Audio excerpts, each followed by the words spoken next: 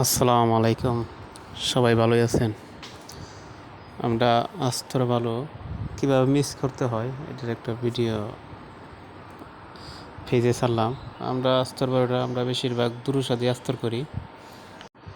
দুরুসার ভালোটা আগে বালু দিয়া সিমেন্ট বালু মিক্স করার পরে আমরা ছালনি দিয়ে চালি, তার মিক্সিংটা ভালো হয়। এভাবে করার পরে এটা শুকনা শুকনা লাগলে দুরুসাটা আস্তরটা টেকসই হয়। অনেকে আবার নরম বালু দিয়ে প্লাস্টার করে, দুরুসাতে করে, কিন্তু দুরুসার প্লাস্টারটা অনেকে সমর্থন করে।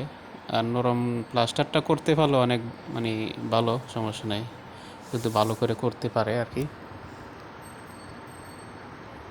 আমরা যখন কাজ শিখছি তখন ছিল আপনার নরম বালুর আস্তর ছিল তখন, কিন্তু ইদানিং দিন উন্নত হইতে হইতে, কারণ ইঞ্জিনিয়ারের যে টেকনিক, ইঞ্জিনিয়ারের যে পদক্ষেপ, এগুলা যাচাই বাছাই করে অনেকে দুরুসার আস্তরটাই বেশিরভাগ গ্রহণযোগ্য হয় আর কি। এখন নরম প্লাস্টার খুব কম হয়, দুরুসার আস্তরটাই বেশি সব জায়গায় করে।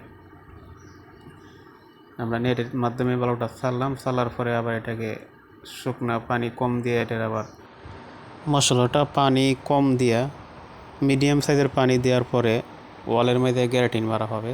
গ্যারাটিন মারার পরে এটা প্লাস্টারটা ছাপানো হবে। তার এটাই টেকসই হয় আর কি। এটা এটা ইঞ্জিনিয়ারের মাধ্যমে দেখা গেছে কি অনেক ইঞ্জিনিয়ার সাপোর্ট করে এভাবে করতে পারলে, আর ভালো হয় আস্তরটা।